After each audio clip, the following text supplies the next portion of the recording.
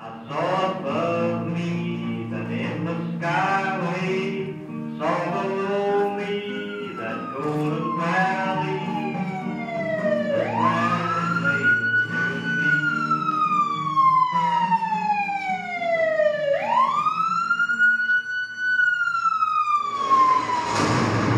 What'd you say?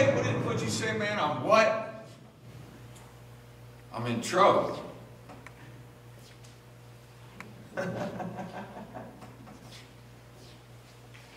Well, thank you, officer, for letting me know that I'm in trouble.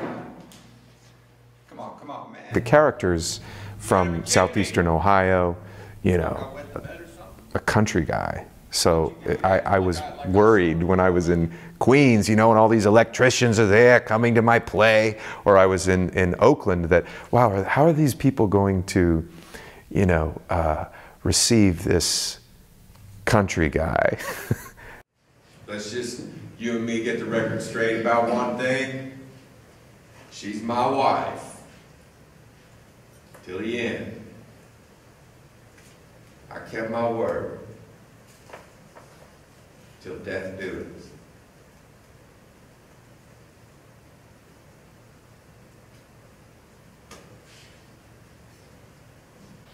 I've traveled around the country now for a year doing this play, and the play is very meaningful to people who've encountered a medical crisis. I think that it captures something that they've never seen really expressed in a public forum. I actually keep a letter that someone wrote to me about his mom who passed away. I keep that in my shirt pocket of my costume. I keep it there to remind me that even though I made this story up, I based it on a lot of research, and that reminds me that it's real, and that I have a responsibility to, you know, really every time I do it, to bring my whole heart and my whole spiritual energies to the performance. They pump a dozen liters of antibiotic fluid through them, and it goes on for months, right? It goes on for months, and they're the ones who got us sick, yeah? But now they're billing us tens of thousands of dollars for their mess up, and that's when they're letting us know that the insurance company, they don't want to pay, right? So I called. I think I went into theater originally because my mom was a professional storyteller. So when I was a kid, I would often play hooky from school and follow my mom around. She would take me once in a while with her. But man, it's not too much to ask that when you're dying, you don't need to worry about starving, man. You don't need to worry about being put out into the street. And worst of all, man, you don't need to worry about bringing the people that you love the most down with you, man. And that's what she was thinking, man. That's why she did it, because she thought that she was bringing me down, man. She thought that she had ruined my life because, man, we lost everything. And you know what, man? You know what? She was right.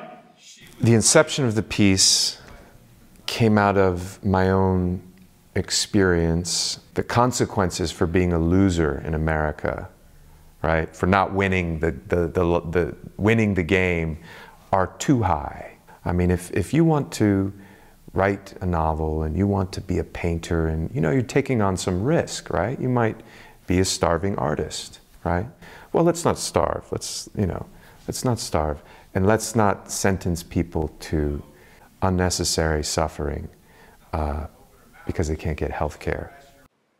Wanted to make sure, you know, and then I see that bottle of amoxicillin, you know, left over from the flu that I had. Man, look, it was on my shelf, man. I warned her what it was. That it was like penicillin, but she must have forgot, you know. I just started grabbing everything, and man, I don't know what to do.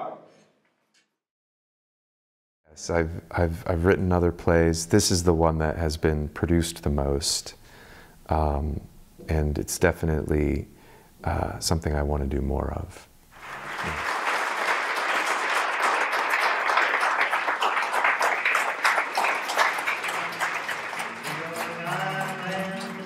Redwood forest, the Gulf Stream waters, this land.